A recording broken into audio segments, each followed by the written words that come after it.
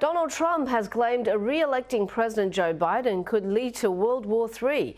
But although the former president is escalating his attacks on his rival, he's backing Joe Biden to remain in the race. It's been 11 days since the first presidential debate. With the COVID, In the wake of Joe Biden's poor performance, Donald Trump chose to keep a low profile as his Democratic opponents dominated headlines for all the wrong reasons until now. They weren't even answers, they were just words put together. The former president phoning in to speak with Sean Hannity on Fox News. You know, it looks to me like he may very well stay in. He's got an ego and he doesn't want to quit. Mr. Trump believes Joe Biden will defy pressure from party colleagues. I think Jill would like to see him stay. She's having a good time. I'm hearing that Hunter is calling the shots. It's hard to give it up that way, where they're trying to force him out. The Republican nominee is prepared for a Biden rematch, but also clearly relishing a potential contest against Vice President Kamala Harris. But it would seem to me that from a political standpoint, that's who they're going with. They're not even talking about alternatives. I think she's an ineffective person.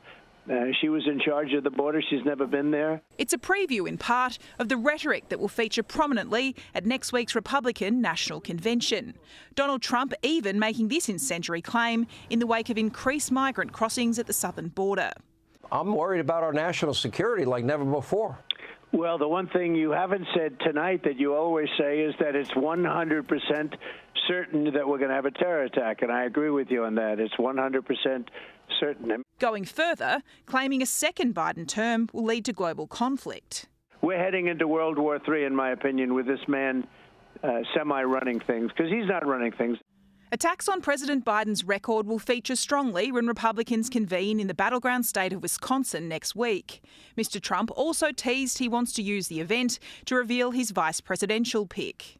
You know, I think probably within the next week and a half, probably sometime. I'd love to do it during the convention. Senators Marco Rubio, J.D. Vance and Governor Doug Burgum on the shortlist. We have a great bench in the Republican Party. The names that you mentioned, absolutely, they're under consideration. And I haven't made final decision, but I have some ideas as to where we're going. And leaving his options open in case Joe Biden drops out. Trudy McIntosh, Sky News.